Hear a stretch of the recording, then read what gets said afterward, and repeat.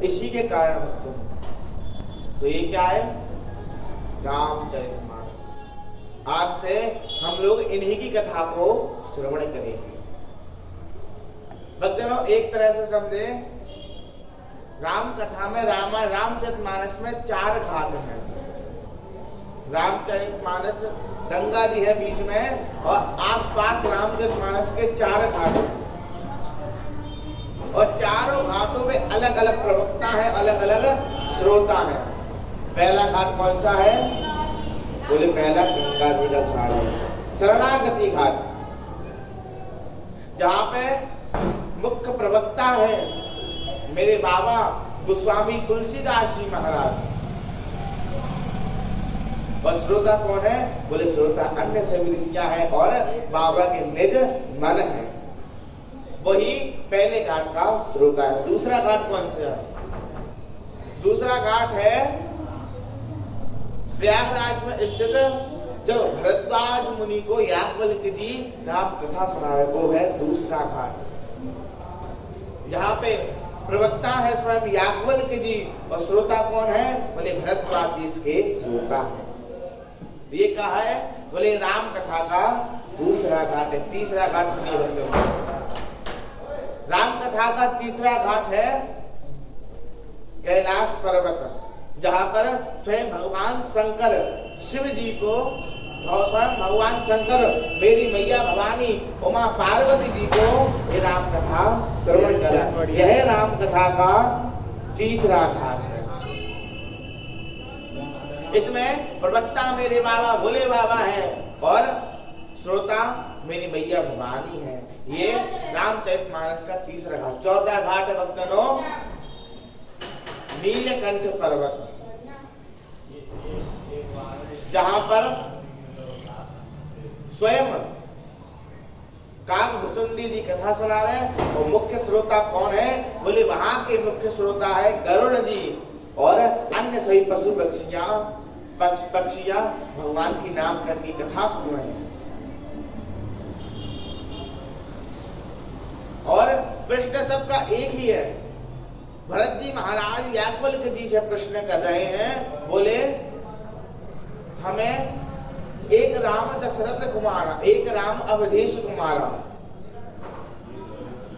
जिनकर चरित्र विदित संसारा, जिनका चरित्र सब जानता है, एक राम तो वे हैं जिन्हें भगवान शंकर जपते हैं।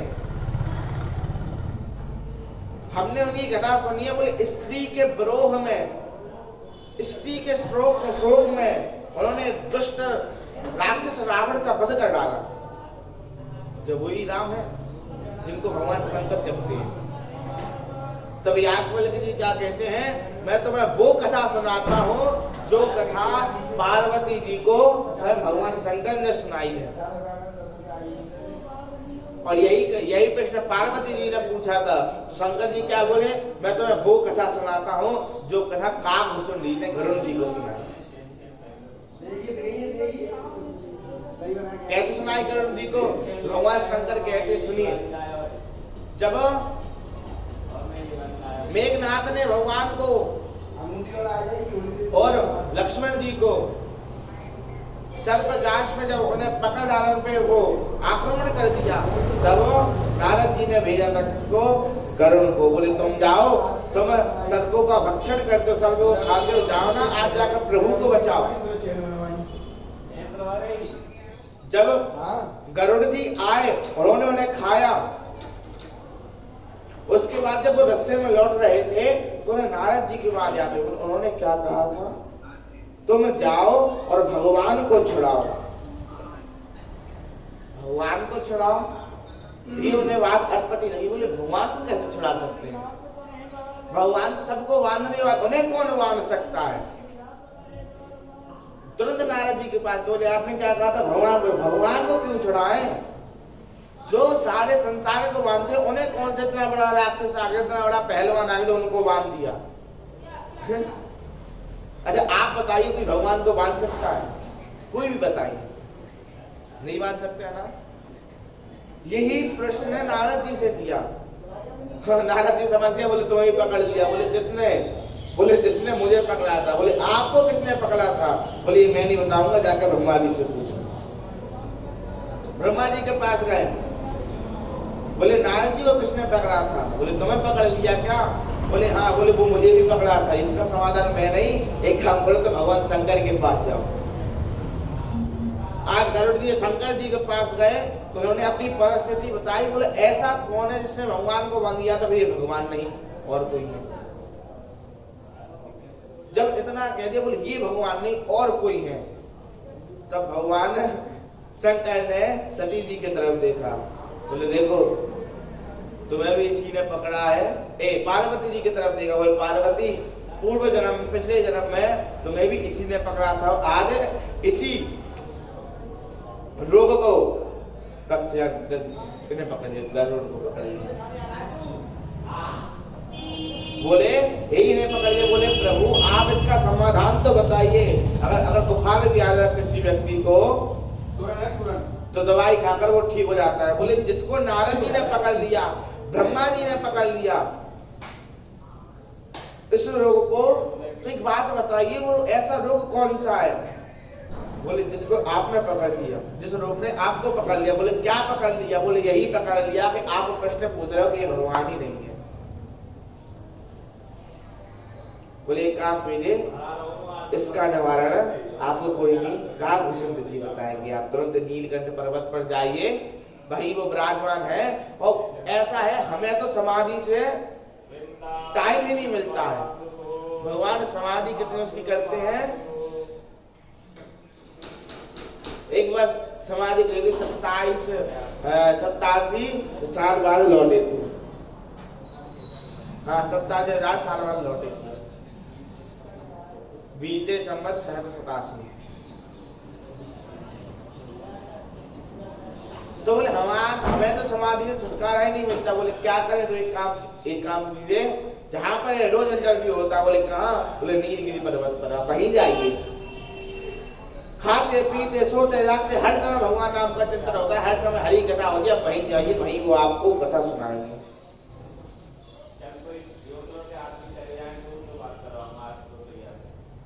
तो आज पक्षिया गरुड़ नीलगिरी पर्वत पर गए तो जैसे ही उन्होंने काकभूषण जी का आश्रम देखा तो आश्रम में घुसते उनका सारा संशय दूर हो गया। संजय दूरों का भगवान के पास गए, बंदी करी। बोले मुझे राम कथा सुनाइए। तो भक्तों इस राम कथा में कितने हैं? 4 भाग। अच्छा एक बात बताइए, राम कथा किस किस के घर पर है? अच्छा चलो ठीक है। अब इस राम कथा को पढ़ता कौन कौन है? कुछ ही लोग यहाँ पर लोग पढ़ते हैं और बाकी की सबके आरती रखी रहते हैं। अरे भैया राम कथा पे कितनी भी पुस्तक पोथियां पे कितनी भी अगरबत्ती का पैकेट खत्म कर दीजिए, दीपक जला लीजिए, टीका पोथी लगा लीजिए, इसका आपको कालिदास की तरह सारा ज्ञान अपने मस्तिष्क में नहीं आएगा जब तक आप इसे पढ़ोगे नहीं। पुराण की भक्ति क्या है? श्रवणम कीर्तनम निश्चय, उसको पढ़ो, पाठ करो, तब उसकी भक्ति मानी जाती है। अगर ऐसे अगरबत्ती लगाने से, दिया जलाने से, टीका लगाने से ज्ञान आता होता तो सब लोग कर लेते। इसको पढ़ो, जीवन में उतारो। ये बनी आप लोगों के लिए। जब तुलसीदास जी ने महाराज ने रामचरितमानस की रचना की, सबसे पहले संस्कृत भाषा में रचना की, संस्कृत में लिखना चालू कर दिया। जब संस्कृत में लिखना चालू कर दिया तो एक दिन पूरा लिखा, रात्रि में वहीं रुककर विश्राम करने चले गए। सुबह उठ के देखा तो जितना लिखा तो सारा गायब। दूसरे दिन दोबारा उतना ही लिखा, लगकर चले गए। तीसरे दिन आए तो देखा जितना और लिखा था वो सारा गायब। तीसरे दिन तो उन्होंने लिखा ही नहीं, रख दिया, तो अब नहीं लिखना। सोए, रात में स्वप्न शंकर जी का आया। बोले प्रभु, बोले तुलसीदास, जो तुम संस्कृत की भाषा में रामचरितमानस को पढ़ रहे हो, इस भाषा को कलयुग में कोई नहीं समझ पाएगा। अच्छा एक बात बताइए, युग कितनी है? कितने युग है? 4। कौन कौन से? पहला सतयुग, दूसरा त्रेता युग, तीसरा द्वापर, और चौथा कलयुग। अच्छा एक बात बताइए, इनमें से सबसे बेस्ट सबसे अच्छा युग कौन सा है? कलयुग। और आजकल के लोग तो पानी पी पी के कलयुग को गाली देते हैं, अरे कलयुग आ गया साहब। कुछ भी हुआ, अगर कोई व्यक्ति जा रहा है, उसने अगर एक केला का छिलका खाया, केला खाया छिलका फेंक दिया, अरे राम राम राम कलयुग आ गया साहब, कलयुग आ गया। त्रेता युग में कठिन तपस्या करनी पड़ती थी, तब भगवान मिलते थे। सतयुग में फिर आया क्या? त्रेता युग। बोले अब क्या करें? त्रेता युग में थोड़ा कम कर दिया। बोले क्या? बोले हवन करो। हवन से भगवान की प्राप्ति हुई। दशरथ जी ने हवन ही तो कराया था, उन्हें भगवान की राम मिल गए थे उन्हें। त्रेता युग के बाद द्वापर हो गया। बोले अब क्या करें? बोले थोड़ा कम। बोले क्या? बोले हवन के पहले क्या होता है? पूजन। कोई काम करो, पूजन से भगवान को मिल जाएंगे। त्रेता युग में पूजन से भगवान मिल जाते थे। अब कलयुग आया। बोले कलयुग के लोग इतने आलसी होंगे, ना तो तप करेंगे ना हवन करेंगे। हवन भी करेंगे तो पैंट पहन कर करेंगे, वो चमड़े का पैंट लगा स्वाहा स्वाहा कर रहा है, मिल रहा है भगवान। पूजन करेंगे तो आरती करना है, तो बीच में फोन आ गया तो फोन उठा के हेलो हेलो करेंगे, भगवान को होल्ड पे रख दिया। तो अभी आप लोगों को फोन आ गया, हाँ भैया कितने का चेक लेके आना। तब तो कोई कह ही नहीं पाएगा इस युग में। तो क्या करें? बोले हरि नाम संकीर्तन से भगवान मिल जाते हैं।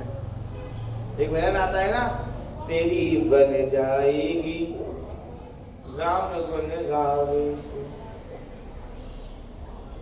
तेरी बन जाएगी राम गुण गावे से। राम गुण गावे से, हरि गुण गावे से, तेरी बन जाएगी राम गुण गावे से। बोले राम को भजने से तेरी बन जाएगी। द्रौपदी की बन गई, प्रहलाद की बन गई, द्रौपदी की बन गई, प्रहलाद की बन गई, द्रौपदी की बन गई है सारी उतारने में जामे, तेरी बन जाएगी राम गुण गाने में, तेरी बन जाएगी राम गुण गाने। तो कलयुग का व्यक्ति ऐसा है, बिल्कुल आलसी रहेगा। क्या करें? बोले फोटो और बजी रहो, आप में भगवान का नाम संगीत करने लगो, इसी से भगवान की प्राप्ति।